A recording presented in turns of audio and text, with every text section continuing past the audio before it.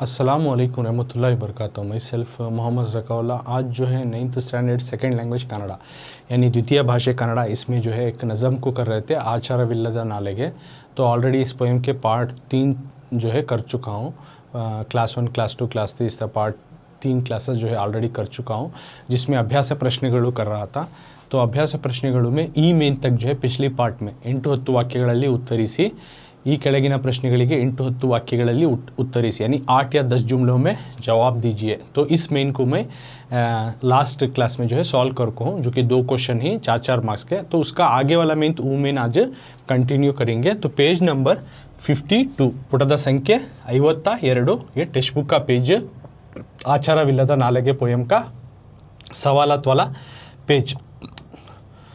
तो उसमें ऊमेंत संदर्भदೊಡನೆ विवरिसी, संदर्भ मौके के साथ दೊಡನೆ साथ विवरिसी, लिखिए, डिस्क्राइब कीजिए अगर को। तो यहाँ पे नज़म का एक लाइन दे डालती, तो तुम्हें पॉइंट वाइज बना को वो संदर्भ कौन से मौके में वो जुमला आया, वो सेंटेंस आया अगर को लिखना। तो सबसे पहला क्वेश्चन क्या है इस मीन में, परर चिंतेಯ बिडु ना लगे। परर दूसरों का, चिंतेಯ फिक्र को, बिडु छोड़ो, ना लगे ज़बान, दूसरों की फ़िक्र को छोड़ो ए ज़बान। परर चिंतेಯ बिडु ना लगे। तो संदर्भ में हर सवाल को जो है जवाब को, हर सवाल के जो है सही जवाब को तुम ना 3-3 मार्क्स मिलती। तो हर सवाल का जो है सही जवाब लिखने से तुम ना 3 मार्क्स मिलती, रिवार्ड इसके 3 मार्क्स हैं। तो इस सवाल का जवाब क्या है अब हमें सीखेंगे। ये साइड देख सकती, सेम सवाल और सेम जवाब, उसी का जवाब। तो टेक्स्ट बुक में हमें जो क्वेश्चन देखे वही क्वेश्चन वही मेन। तो वो साइड संदर्भದೊಡನೆ ವಿವರಿಸಿ, ಪರರ ಚಿಂತೆಯ ಬಿಡು ನಾಲಗೆ। तो संदर्भದೊಡನೆ विवरिसी सेम मीन, परर चिंतेಯ बिडु नालगे, दूसरों की फिक्र को छोड़ो ए ज़बान। तो आंसर क्या है अब इसका हमें जानेंगे। सो सबसे पहला पॉइंट आಯ್ಕೆ में ಪುರಂದರದಾಸರ ಆಚಾರವಿಲ್ಲದ ನಾಲೆಗೆ ಕೀರ್ತನೆಯಲ್ಲಿ ಈ ಸಾಲು ಇದೆ, दासರು ಹೀಗೆ ಉಪದೇಶಿಸಿದ್ದಾರೆ। तो इसमें आಯ್ಕೆ भी आ गया और कौन किसने किससे कहा वो भी आ गया। आಯ್ಕೆ का तो किस सबक से, किस पोएम से ली कर को। तो फर्स्ट पॉइंट तो उसमें क्या है, पुरंदरदासरा। आಯ್ಕೆ में फर्स्ट पॉइंट क्या लिखती, पुरंदरदासरा, पुरंदरदास जी जो पोएट ही उनकी लिखी गई आचारविಲ್ಲದ नालगे, आचारविಲ್ಲದ नालगे इस नज़म से, कीर्तनिಯಲ್ಲಿ का तो उस नज़म से ई सालू इदे, ये सवाल वाला लाइन है, ये लाइन है ई सालू इदे, यानी सवाल वाला जो लाइन है। पुरंदरदासರು जो नज़म लिखी कीर्तने, उसको किस्म का नज़म है, उसको कीर्तने बोलती।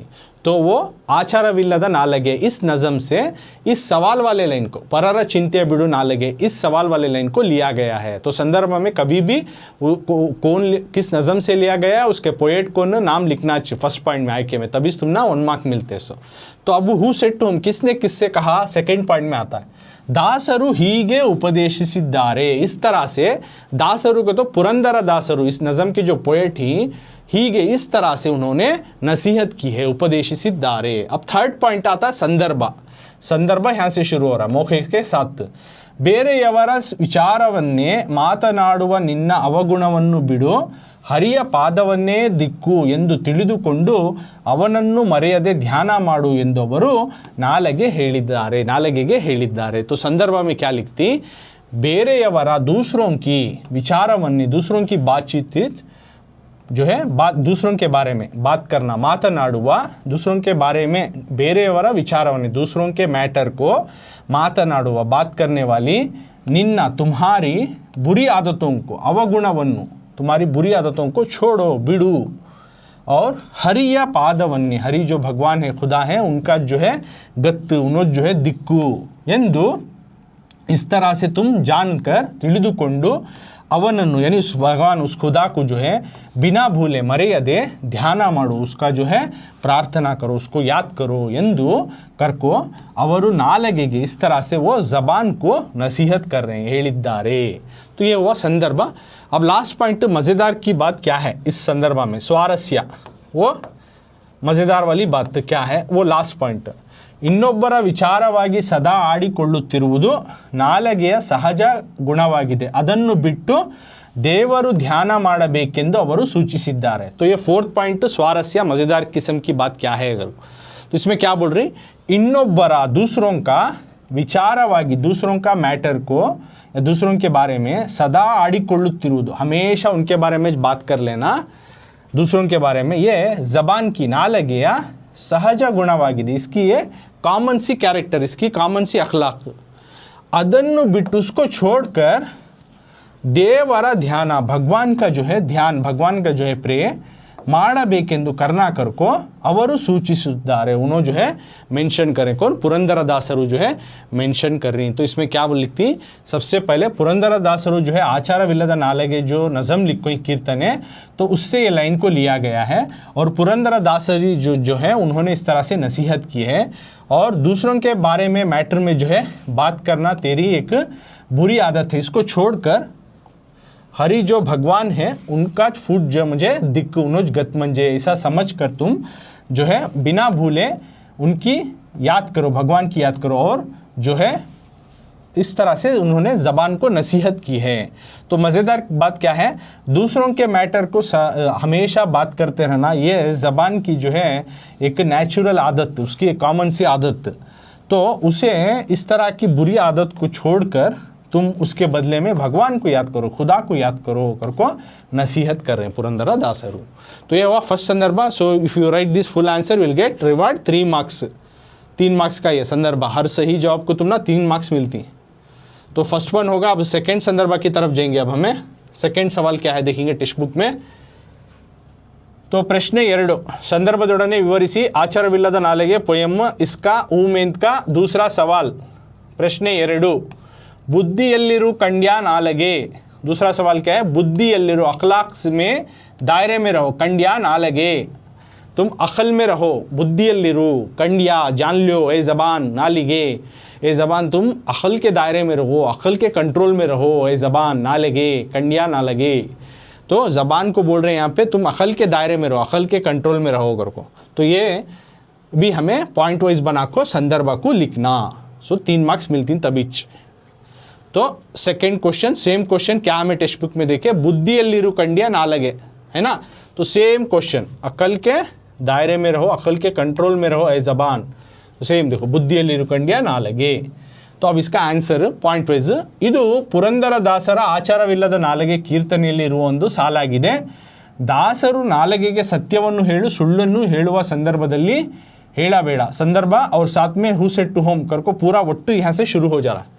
ओके, 2 भी पॉइंट यहाँ से शुरू। तो फर्स्ट पॉइंट हमें क्या देख लेना, इदु ये सवाल वाला लाइन जो है, इदु पुरंदरदासर, पुरंदरदास जी का, पोएट का आचारविಲ್ಲದ नालगे, आचारविಲ್ಲದ नालगे जो नज़म है उस कीर्तने, यानी वो एक नज़म से, कीर्तने का तो एक किस्म का नज़म, तो उस नज़म से इरुवा वंदु साल रहने वाला एक लाइन है। यानी ये सवाल वाला लाइन, बुद्धियल्लिरु कंड्या नालगे, ये सवाल वाला लाइन जो है, तो फर्स्ट 2 लाइन में बोल रहे पुरंदरदास जी जो लिखे हैं आचारविಲ್ಲದ नालगे कीर्तने या नज़म, उसमें का एक ये जुमला है, उसका एक लाइन है। नेक्स्ट, या हु सेड टू हुम, यार यारिगे ಹೇಳಿದ್ದಾರೆ, संदर्भ मिला को ಒಡ್ಡಿ डाली। तो इसको अब हमें पॉइंट वाइज जानेंगे। तो संदर्भ और ಯಾರ್ಯಾರಿಗೆ ಹೇಳಿದರು इसमें 4, ದಾಸರು ನಾಲಗೆಗೆ ಸತ್ಯವನ್ನು ಹೇಳು ಸುಳ್ಳನ್ನು ಯಾವ ಸಂದರ್ಭದಲ್ಲೂ ಹೇಳಬೇಡ, ಒಳ್ಳೆಯ ಆಹಾರ ಸೇವಿಸು, ಒಳ್ಳೆಯ ಬುದ್ಧಿಯನ್ನು ಹೊಂದು ಎಂದು ತಿಳಿಸಿದ್ದಾರೆ। तो इसमें क्या बोल रही, थर्ड पॉइंट में दासरु जो पुरंदरदासरु जो है नालगे ज़बान को जो है सत्यवन्नु हेळु, सच्चाई को बोलो है ज़बान, सुಳ್ಳನ್ನು, झूठ को ಯಾವ संदर्भदಲ್ಲೂ, कौन से वक्त में भी, कौन से माहौल में भी जो है ಹೇಳಬೇಡ, मत बोलो, झूठ को मत बोलो। ಒಳ್ಳೆಯ आहार सेविसु, अच्छा खाना तुम खाओ, है ज़बान तुम्हें अच्छी ज़बान दी है तो अच्छा अच्छा खाना खाओ। और साथ में ಒಳ್ಳೆಯ अच्छी बुद्धिಯನ್ನು, अकल तुम रखो, ಹೊಂದು ಎಂದು ತಿಳಿಸಿದ್ದಾರೆ, और अच्छी अकल को तुम रखो करको बोल रही। और साथ में बोल रही ಆಹಾರಕ್ಕೂ ಬುದ್ಧಿಗೂ ಪರಸ್ಪರ ಸಂಬಂಧವಿದೆ ಎಂದು ತಿಳಿದವರು ಹೇಳಿದ್ದಾರೆ। तो इस नेक्स्ट पॉइंट में बोल रही आहारಕ್ಕೂ, खाने को भी, बुद्धि को भी, यानी अकल को भी, परस्पर यानी दोनों को जो है रिश्ता रहता है, दोनों से आपस में, परस्पर का तो परस्पर आपस में, खाने को भी और अकल को जो है आपस में रिश्ता रहता है, ऐसा ಎಂದು ತಿಳಿದವರು जो जानकार वाले लोग हैं उन्होंने कहा है, ಹೇಳಿದ್ದಾರೆ। ಕೆಟ್ಟ ಊಟ ದುಷ್ಟ ಬುದ್ಧಿಯನ್ನು ಕೊಡುತ್ತದೆ। तो यहाँ क्या बोल रहे हैं, ಕೆಟ್ಟ ಊಟ, खराब खाना दुष्ट बुद्धिಯನ್ನು खराब अकल देता है। खराब खाना खाएंगे तो तुम्हारा पेट खराब अकल को देगा, अच्छा खाना खाएंगे अच्छे अकल को देगा। सात्विक आहार उत्तम बुद्धिಯನ್ನು ನೀಡುತ್ತದೆ, और यहाँ क्या बोल रहे हैं, सीधा साधा जो खाना है वो उत्तम बुद्धि अच्छे अकल को देता है, उत्तम बुद्धिಯನ್ನು ನೀಡುತ್ತದೆ। तो यहाँ संदर्भ यहाँ तक हुआ। अब मज़ेदार किस्म स्वारस्य क्या, स्वारस्य मज़ेदार किस्म की बात है लास्ट में। ಆದ್ದರಿಂದ ಒಳ್ಳೆಯ ಆಹಾರವನ್ನು ಸೇವಿಸಿ ಯೋಗ್ಯ ಬುದ್ಧಿಯನ್ನು ಹೊಂದು ಎಂದು ದಾಸರು ನಾಲಿಗೆಗೆ ನಿರ್ದೇಶಿಸಿದ್ದಾರೆ। तो मज़ेदार की बात क्या है यहाँ पे स्वारस्य, ಆದ್ದರಿಂದ इसलिए ಒಳ್ಳೆಯ ಆಹಾರವನ್ನು अच्छे खाने को सेविसी तुम खाकर योग्य बुद्धिಯನ್ನು सही अकल को तुम रखो ಹೊಂದು ಎಂದು ಕರ್को दासरू जो है ज़बान को उन्होंने बोल रहे हैं, नालिगे निर्देशित यानी ज़बान को डायरेक्शन दे रहे हैं। तो इसमें क्या क्या बोल रहे हैं, बुद्धियल्लिरु कंड्या नालिगे यानी अकल के दायरे में रहो ए ज़बान। तो इसका जवाब क्या, ये जो है पुरंदर दासरू उनकी नज़म आचारविಲ್ಲದ नालिगे इस नज़म से इस सवाल वाले लाइन को लिया गया है। और दासरू जो है ज़बान को सच बोलो झूठ मत बोलो, कौन सा भी जो है हालात आ जाए तुम झूठ मत बोलो और अच्छा खाना खाओ और अच्छे अकल को तुम रखो, इस तरह से नसीहत कर रहे हैं ज़बान को। और बोल रहे हैं कि खाने को भी और अकल को जो है आपस में रिश्ता रहता है, ऐसा जानकार वाले लोग जो है कहते हैं। तो अगर तुम खराब खाना खाओगे तो खराब अखलाक को पाओगे, अगर तुम सीधा साधा खाना खाओगे है ना तो तुम अच्छे अकल को पाओगे। इसलिए जो है अच्छे खाने को खाना और अच्छे अकल को रखना करको दासरू जो है अपने ज़बान को डायरेक्शन दे रही या बोल रहे हैं। तो इतना पूरा लिखे तुम्हें 3 मार्क्स मिलती रिवार्ड इसके। तो संदर्भ 2 संदर्भ में सॉल्व करें जो 3 मार्क्स के हैं। तो नेक्स्ट संदर्भ की तरफ जाएंगे। तो तीसरा संदर्भ ऊमेंत ಸಂದರ್ಭದೊಡನೆ ವಿವರಿಸಿ, ऊमेंत आचारविಲ್ಲದ नालिगे इस नज़म का ऊमेंत का तीसरा सवाल। संदर्भ का तीसरा सवाल क्या है, कड़ु चतुरा नुड़ियदिरु नालगे, कड़ु चतुरा यानी बहुत अखलाक वाली बहुत चालाकी वाली, नुड़ियदिरु बात तुम मत करो ए ज़बान, नालगे ज़बान यानी कड़ु चतुरा बहुत चालाकी वाली, नुड़ियदिरु बात मत करो, ना लगे ज़बान बहुत चालाकी वाली बात तुम मत करो, किसके साथ, गरीब के साथ करके बोल रही। तो नज़म का एक लाइन देखो ही, अब इसको पॉइंट वाइज बना को हमें लिखना। तो ये टेक्स्ट बुक का सवाल हुआ, पेज नंबर 52 में है। तो सेम सवाल और उसका जवाब ये सेट दिखा रहा हूँ मैं, देखो सेम क्वेश्चन है, कड़ु चतुरा नुड़ियदिरु ना लगे, बहुत चालाकी वाली बातें मत करो ए ज़बान। ओके अब इसका पॉइंट वाइज सबसे पहले तो ना मालूम है आई के बाद में हु सेड टू हुम बाद में संदर्भ बाद में स्वारस्य ऐसा आना है ना। तो फर्स्ट पॉइंट ಪುರಂದರದಾಸರು ಆಚಾರವಿಲ್ಲದ ನಾಲಿಗೆ ಕೀರ್ತನೆಯಿಂದ ಈ ಸಾಲನ್ನು ಆರಿಸಲಾಗಿದೆ। फर्स्ट पॉइंट आगा पुरंदरदास जी जो पोएट हैं उनका आचारविಲ್ಲದ नालिगे, आचारविಲ್ಲದ नालिगे इसमें का नज़म कीर्तनेಯಿಂದ एक किस्म का नज़म से इस सवाल वाले लाइन को इस सालನ್ನು ಆರಿಸಲಾಗಿದೆ, इस सवाल वाले लाइन को चुना गया है। ये सवाल वाला लाइन किससे चुना गया करके लिखना, तो उसके वास्ते पोएट का नाम और पोएम का नाम मेंशन करना। अब second point who said to whom, ये आना किसने किससे कहा, ದಾಸರು ನಾಲಿಗೆಗೆ ಯಾರೊಡನೆ ಹೇಗೆ ಮಾತನಾಡಬೇಕು ಎನ್ನುವುದನ್ನು ತಿಳಿಸುವಾಗ ಹೀಗೆಂದಿದ್ದಾರೆ। तो यहाँ पे दासरू को तो कौन, पुरंदरदासರು जो इस नज़म के पोएट ही उन्होंने नालिಗೆಗೆ अपनी ज़बान को यारोड़ने किसके साथ हेगे मातनाड़ किसके साथ कैसे बात करना एन्नुವುದನ್ನು कने की चीज़ को जो है ತಿಳಿಸುವಾಗ बताने के वक्त इस तरह से कहा है ಹೀಗೆಂದಿದ್ದಾರೆ। अब नेक्स्ट संदर्भ मुख्य वाली पॉइंट थर्ड पॉइंट लिखती, ಬಡವರ ಮಾತಿಗೆ ಉತ್ತರಿಸುವಾಗ अति बुद्धिवंतिಕೆಯ ಮಾತುಗಳನ್ನು ಆಡಬೇಡ। संदर्भ थर्ड पॉइंट शुरू हो रहा है मौके के साथ। तो थर्ड पॉइंट क्या है, बड़वरा गरीबों के साथ बड़वरा मातिगे उत्तरिसुवागा, गरीबों की बात को जब तुम आंसर करते हो, गरीबों के साथ तुम रिप्लाई देते हो, गरीबों के साथ मामलात करते हो, तो अति बुद्धिवंती क्या बहुत ही अखलाक की बहुत चालाकी की जो है मातुಗಳನ್ನು ಆಡಬೇಡ बात मत करो। ಅವರಿಗೆ और उनको ಗೊಂದಲವನ್ನು और उनको जो है एक कन्फ्यूजन सा और मनस्सिಗೆ ನೋವನ್ನು और उनके मन को दर्द हो सका, उनको एक कन्फ्यूजन के सर का और उनके मन को दर्द हो सका ಮತ್ ಪೈದಾ ಕರೋ, ಉಂಟು ಮಾಡಬೇಡ, ಮತ್ ಪೈದಾ ಕರೋ. ನೇರವಾದ, ಸ್ಟ್ರೈಟ್, ಸರಳವಾದ, simple, straight and simple, straight बात करो, सीधे बात करो और सिंपल बात करो. ಮಾತುಗಳನ್ನಾಡಿ, इस तरह से बात कर कर ಅವರ ಸಮಸ್ಯೆಯನ್ನು, उनकी प्रॉब्लम्स को ಬಗೆಹರಿಸು, सॉल्व करो ಎಂದು ಸೂಚಿಸಿದ್ದಾರೆ. ಕರ್ಕೋನೋ मेंशन कर रही. तो इसमें क्या बोल रही, गरीबों के साथ, तो संदर्भ गरीबों के साथ जब तुम उनको रिप्लाई देते हो तो बहुत अकल चालाकी वाली बातें मत करो और उनको कन्फ्यूजन सा और मन को उनके तकलीफ हो सर का मत बात करो.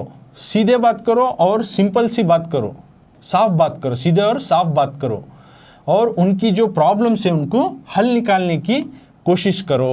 करको यहाँ पे बोल रहे हैं. नेक्स्ट अब इसमें मज़ेदार किस्म की बात क्या है, स्वारस्य, ये 4th पॉइंट. ತನಗಿಂತ ಕೆಳವರ್ಗದವರು ಮುಗ್ಧರು ಅಜ್ಞಾನಿಗಳೊಡನೆ ನಾಲಿಗೆಯು ಅತಿ ಬುದ್ಧಿವಂತಿಕೆಯನ್ನು ಪ್ರದರ್ಶಿಸುತ್ತದೆ. ಹೀಗೆ ಮಾಡುವುದು ಉಚಿತವಲ್ಲವೆಂದು ದಾಸರು ಎಚ್ಚರಿಸಿದ್ದಾರೆ. मज़ेदार की बात क्या है इसमें, तनगिंत अपने से ಕೆಳವರ್ಗದವರು, नीचे तबके के लोग, मुग्धರು, इनोसेंट लोग और अज्ञानिಗಳೊಡನೆ, और जो इल्म नहीं रखते हैं, बेइल्म वाले लोग, इस वालों को नालगी ज़बान जो है अति बुद्धिवंत के, बहुत चालाकी की वाली बातों को मत दिखावा करो. प्रदर्शिಸುತ್ತದೆ, इसको दिखाता है.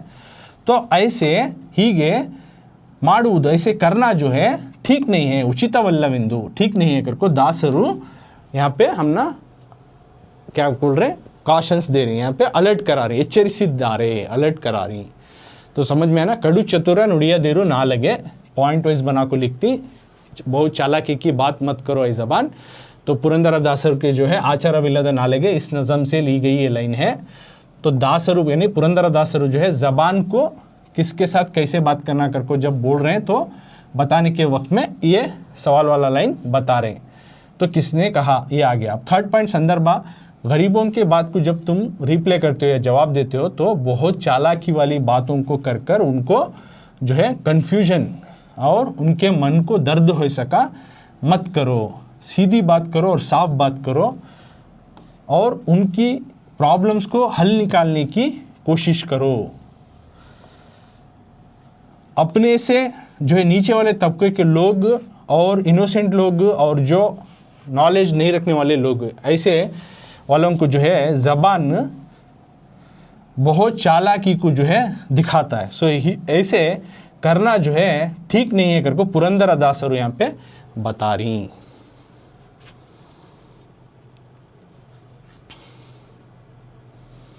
तो ये तीन मार्क्स का संदर्भ हमें 3 क्वेश्चन सॉल्व करें. संदर्भ जोड़ने विवरिसी है ना, 3 सवाल भी हमें सॉल्व करें तो 3, 3, 6, 9 मार्क्स सॉल्व हो गए. अब नेक्स्ट मेन की तरफ जाएंगे. संदर्भ जोड़ने वो मेन होगा. सो 3 सवाल सॉल्व करें तो 9 मार्क्स हो गया. भाषा अभ्यास इंपॉर्टेंट ग्रामर पॉइंट उसकी तरफ जाएंगे. तो भाषा अभ्यास फर्स्ट मेन क्या है देखेंगे. तो आ मेन में देखो ಕೆಳಗಿನ ಪದಗಳನ್ನು ಸ್ವಂತ ವಾಕ್ಯದಲ್ಲಿ ಬರೆಯಿರಿ करको है. तो आ मेन फर्स्ट मेन ಕೆಳಗಿನ ಪದಗಳನ್ನು, नीचे दिए गए वर्ड्स को स्ವಂತ वाक्यದಲ್ಲಿ, ओन सेंटेंस में, खुद के जुमले में लिखो, बरेरी, यानी नीचे अल्फाज देखो ही उनको ओन सेंटेंस बनाना, जुमले बनाना. तो क्या क्या देखो ही, आचार, नीच गुण, कड़ा चतुरा, कड़ु चतुरा, परर चिंते, ऐसे 4 वर्ड्स देखो ही. ये 4 वर्ड्स के माने क्या और इनका सेंटेंस किस तरह से बनाना अब हमें देखेंगे, क्योंकि एक हर सेंटेंस, सही सेंटेंस को तुमने 1-1 मार्क्स मिलता है. तो सेम सवाल के वर्ड्स, तो उनसे अब यहाँ पे सेंटेंस बनाए गई और उनके माने भी बोलता हूँ और सेंटेंस भी तुम ना समझाता हूँ.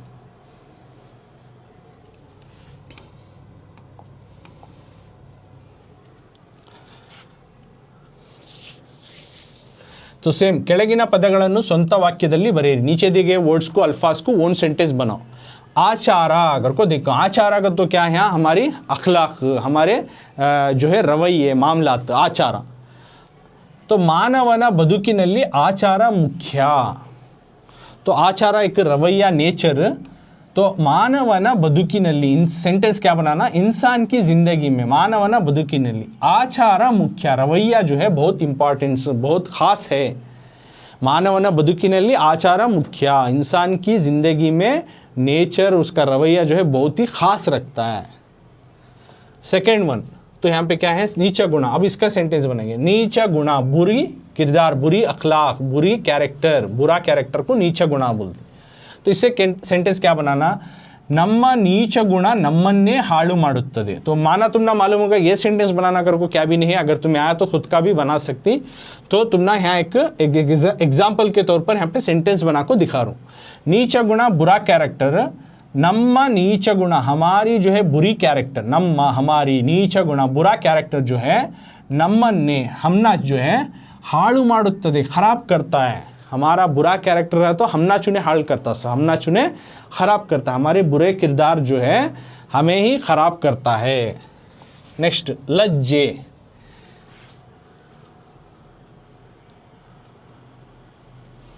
तो लज्जे यहाँ पे नहीं देखो ही, एक अलग एडिशनल देखो ही, सॉरी कड़ा चतुरा है, करेक्ट कड़ा चतुरा, सेम कड़ू चतुरा।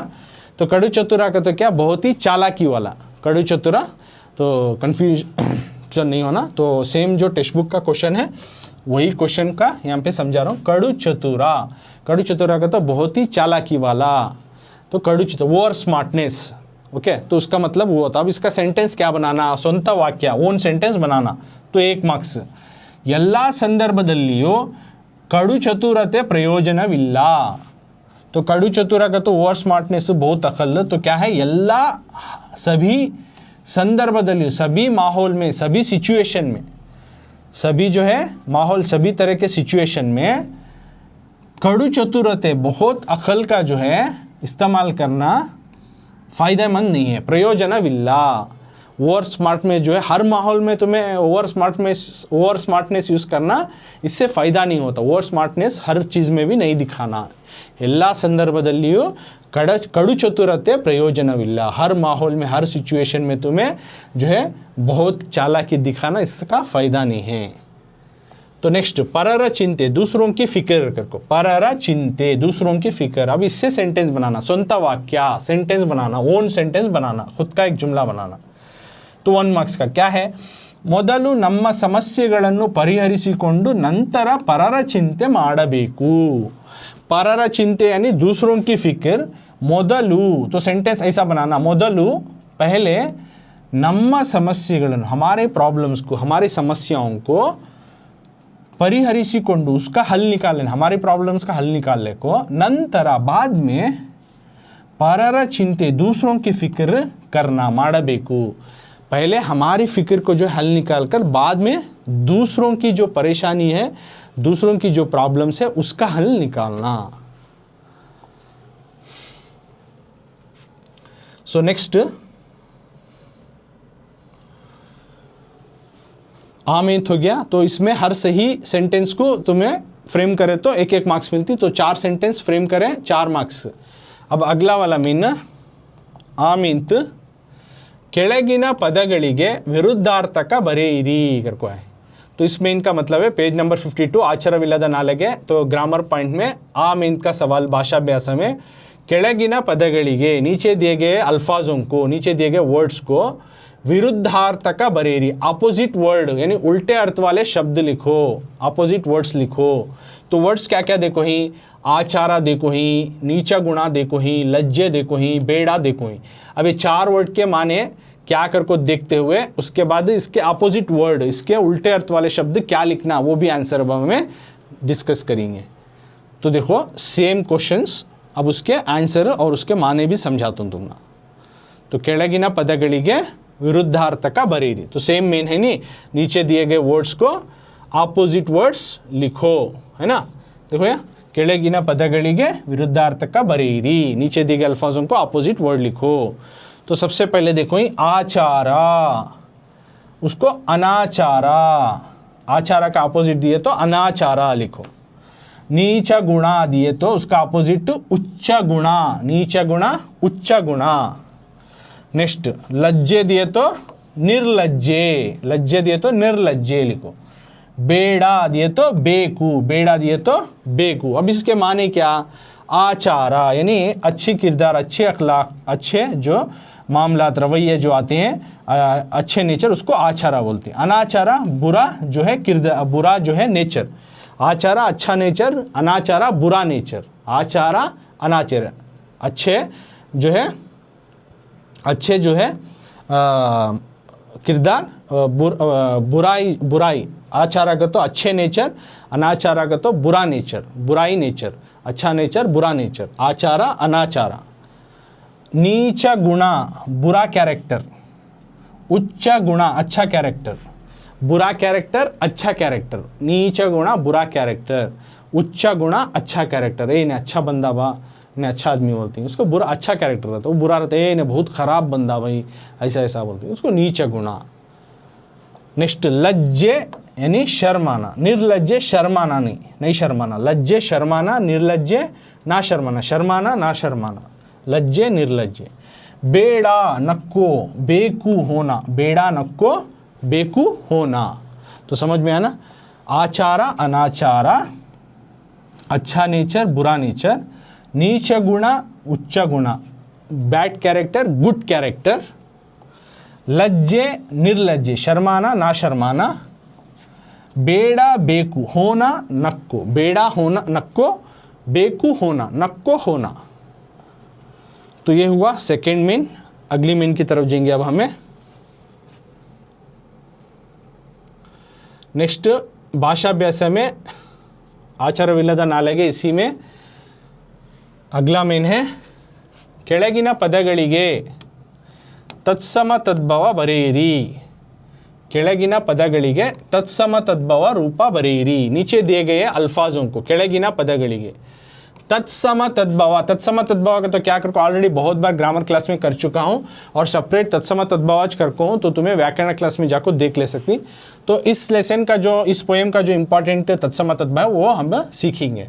तो तत्सम का तो संस्कृत के बराबर वाले या फिर तद्भव संस्कृत से आए हुए फॉर्मेशन को रूपा बरेरी लिखो, यानी संस्कृत के बराबर या संस्कृत से आए हुए फॉर्मेशन को लिखो। अगर को तो अमृता का तत्सम तद्भव लिखना, यमा का लिखना, सिरी कर को लिखना, चतुरा कर को लिखना, यानी संस्कृत से आते हुए ये वर्ड में कुछ तब्दीलियाँ होती हैं, कुछ लेटर्स चेंज होती हैं, कभी कभी पूरा वर्ड ही चेंज हो जाता है, तो उसका फॉर्मेशन हमें लिखना, उसको कहते हैं तत्सम तद्भव। Equal to Sanskrit are came from Sanskrit, तत्सम इक्वल टू संस्कृत वर्ड, तद्भव केम फ्रॉम संस्कृत वर्ड कर।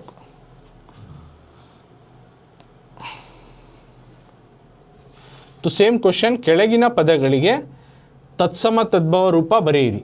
तो अमृता कर को दिए तो उसका लिखना अमृदू, दो सेम मीन तत्सम तद्भव यानी संस्कृत के बराबर वाले या आए हुए वर्ड्स। अमृता दिए तो अमृदू लिखो, दोनों का मतलब सेम है, अमृत कर को यानी हेवन ड्रिंक।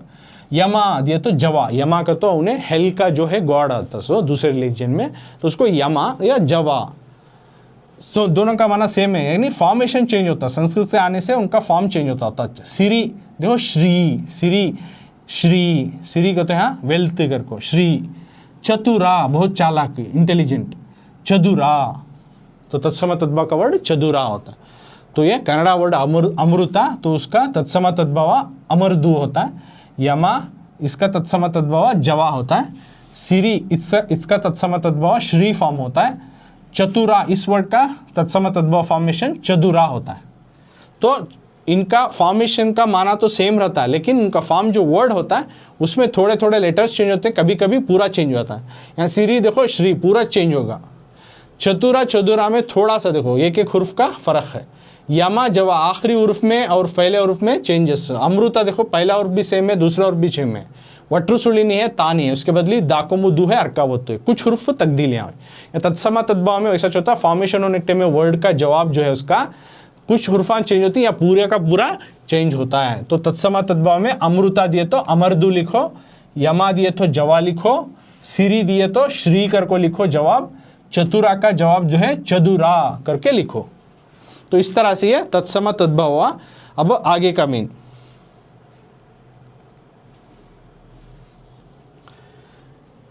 तो टेक्स्ट बुक में सवाल क्या है, ಈ ಕೆಳಗಿನ ಪದಗಳನ್ನು ಬಿಡಿಸಿ ಸಂಧಿಯನ್ನು ಹೆಸರಿಸಿ करको, ಕೆಳಗಿನ ಪದಗಳನ್ನು ಬಿಡಿಸಿ संधि ಹೆಸರು बरेरी। संधिಗಳು को तो क्या करको ऑलरेडी व्याकरण क्लास में करको हूँ इसी चैनल पर, जाकर तुम्हें देख ले सकते। संधि का कंप्लीट क्लास करको हूँ जिसमें कन्नड़ा संधि, संस्कृत संधि, पूरे संधि डेफिनेशन के साथ और मिसाल के साथ करको हूँ, तो तुम्हें उसमें देख लो और भी अच्छे से समझते हैं। अब यहाँ पोएम के नज़रिए से जो इम्पॉर्टेंट है वो सीखेंगे।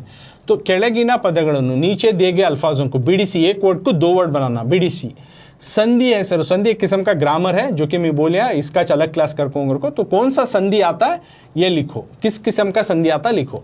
तो हर वर्ड को दो दो वर्ड बना लेना है, 4 वर्ड दी तो इन्हें कौन सा संधि आता कर को लिखना। आचारविಲ್ಲದ ಮಾತನಾಡು ಗತಿಯನ್ನು ಹರಿಯೆಂದು, तो अब इनको बीडीसी कर को यानी 2 वर्ड बनाएंगे, फिर इसका संधि कौन सा आता है वो देखेंगे।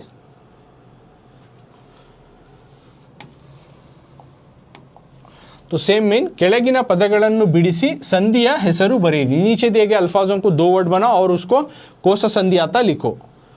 आचारविಲ್ಲದ, तो इसको 2 वर्ड बनाए तो आचार प्लस इಲ್ಲದ, यानी आचार नेचर, इಲ್ಲದ नहीं है सो आचारविಲ್ಲದ। तो संधि में क्या करना, पहला वर्ड का आखिरी उर्फ देखना और दूसरा वर्ड का पहला उर्फ देखना।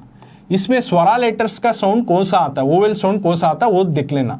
तो रा का तो क्या साउंड आ रहा है, रा का तो आ या ई है। तो दोनों जब मिलाते हैं तब्दीलियाँ क्या हो रही हैं, वा का ना का आ रहा है, आचारा प्लस इಲ್ಲದ आचारविಲ್ಲದ हो रहा है, यानी वा आया तो बीच में उन्हें कभी भी आगम संधि होता सो। ओके, आ ई की जगह उन्हें क्या आ रहा है, वा करने का लेटर आगमन हो रहा है, यानी आ रहा है, उससे उसे आगम संधि आने की वजह से नया लेटर आगम संधि बोलती। दूसरा मातनाडु, बात करो, इसका 2 वर्ड बनाना, मातन्नु प्लस आडु। अब संधि कोष आकर कैसा फाइंड आउट करना, पहला वर्ड का आखिरी उर्फ की तरफ जाना और दूसरा वर्ड का पहला उर्फ की तरफ जाना। पहले वर्ड में जो आखिरी उर्फ में क्या वोवेल साउंड आ रहा है, नू को तो क्या साउंड आ रहा है, वो आ रहा है, यहाँ आ है, दोनों जब मिलाती मातन्नु प्लस आडू, मातनाडु, आ या ऊ करने का चलेगा, कैंसल होगा, लोपा होगा। तो इस वजह से उन्हें कौन सा आता है, लोप संधि। एक ह्रुफ छूट गया तो पूर्वापद का यानी फर्स्ट वर्ड का स्वरा छूट गया तो वोवेल साउंड का लेटर छूट गया तो उन्हें लोप संधि में आता है। कौन सा संधि में आता है, लोप संधि। एक ह्रुफ छूटा तो वो लोप संधि। नेक्स्ट थर्ड वन, नुड़ी अदे, बिना बात किए, इसका 2 वर्ड, नुड़ी प्लस अदे, क्या हुआ, नुड़ी अदे, इसके 2 वर्ड, नुड़ी प्लस अदे। यहाँ क्या हो रहा है, या करने का लेटर का आगमन हुआ, या लेटर आया, बीच में या फिर वा आया तो उन्हें आगम संधि होता। कौन सा संधि होता है, आगम संधि। नुड़ी अदे, नुड़ी प्लस अदे, आगम संधि। हरि यंदू अगर को है तो इसके 2 वर्ड बनाना, हरि प्लस यंदू, तो दोनों मिला है हरि यंदू हुआ। यहाँ क्या हो रहा है, या करने का आया तो इससे कौन सा संधि होता है, आगम संधि। यानी बीच में या फिर वा आया तो देखो यहाँ बताया हूँ, वा या फिर या आ गया तो उन्हें कभी भी आगम संधि। या तो यकार आगम संधि, वा या तो वकार आगम संधि, यानी या यकार आगम अगर तो या आया सो लेटर, इसलिए या का आगमन संधि। वकार आगम संधि, वा का ह्रुफ आ गया इसलिए वकार आगम संधि। तो आगम संधि में या फिर वा आता है, इस तरह से संधि लिखती। तो इस तरह से हर वर्ड को 2 वर्ड बनाए, बीडीसी का तो 2 वर्ड बनाए, फिर उसने संधि कौन सा आता लिखे। और भी तुमने अच्छे से संधि समझ में आना का तो मैं ऑलरेडी बता हूँ, इसी चैनल पर जो है व्याकरण क्लास कर हूँ, उसमें संधिगणों का सेपरेट लिखा हूँ। तो तुम्हें उसमें जाकर डेफिनेशन क्या उसका मिसालों के साथ में बहुत अच्छी तरीके से डीप में समझा हूँ, वो जाकर देख ले तुम ना, कौन सा वर्ड दिया तो कौन सा संधि आता करके अच्छे से समझ में आता है। ओके, नेक्स्ट इसके बाद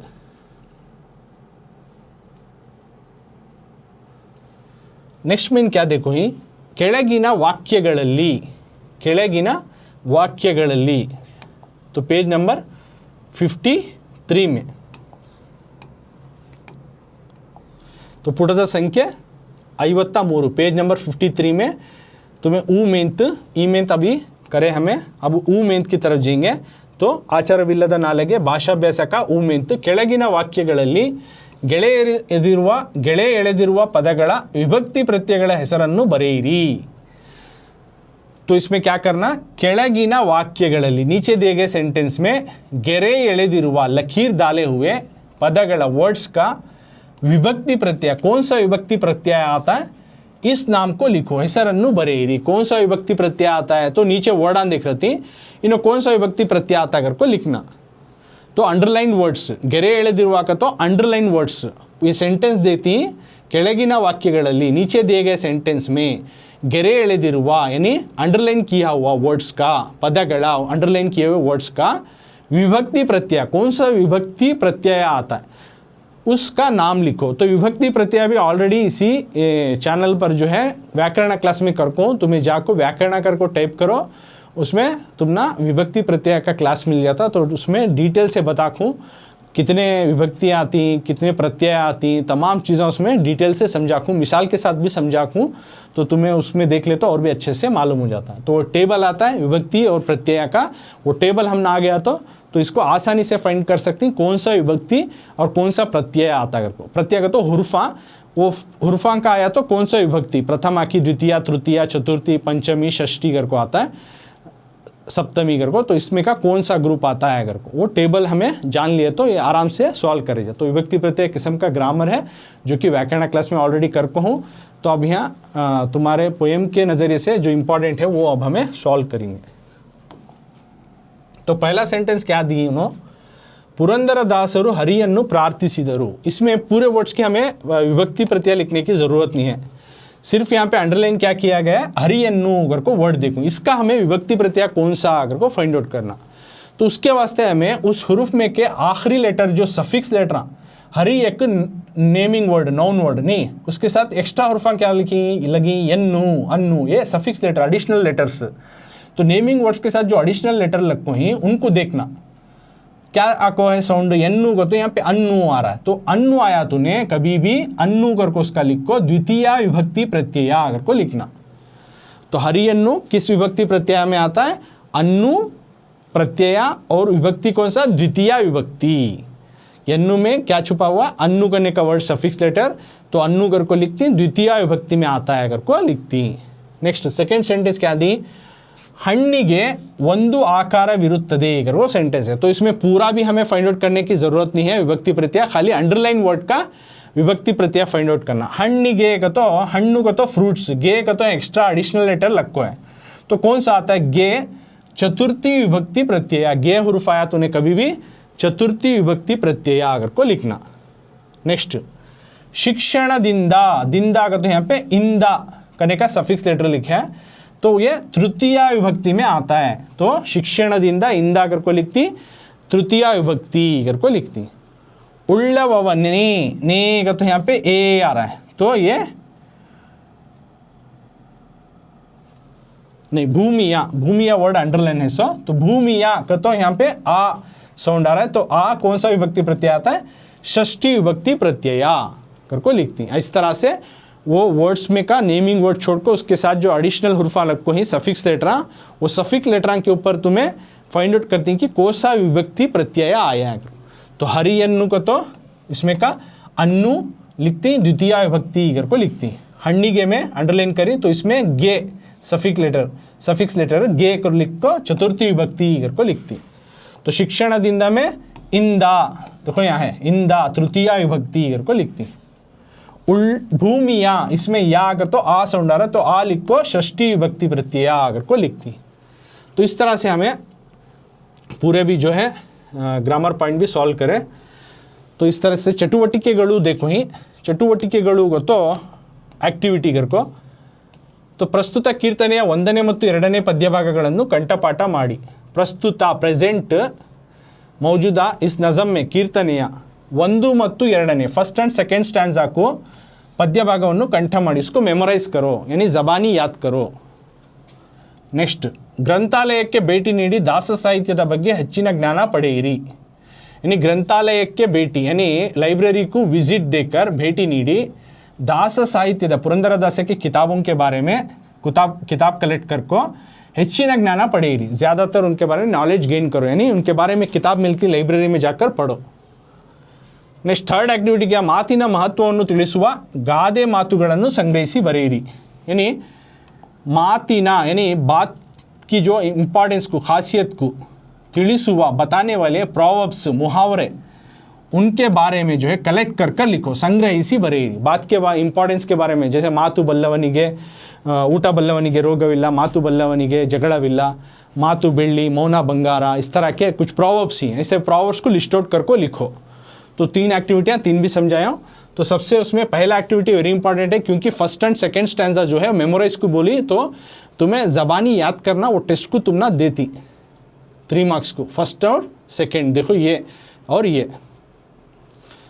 पल्लवी अनुपल्लवी, उसके बाद इद्दा मातनाडु, ये दो फर्स्ट एंड सेकंड, ये भी ये सॉरी वो पल्लवी अनुपल्लवी नहीं आता, ये भी ये इद्दा मातनाडु और बड़ावरा मातिगे, दो भी तुम्हें अच्छे से याद करना है, मेमोराइजेशन को है, यानी ज़बानी याद करना, टेस्ट में तुम ना देती 3 मार्क्स को। तो इस तरह से ये आचारविಲ್ಲದ नालिगे के कंप्लीट जो है यहाँ पे ये पोएम का एक्सप्लेनेशन और अभ्यास प्रश्नಗಳು यहाँ पे ख़त्म होता।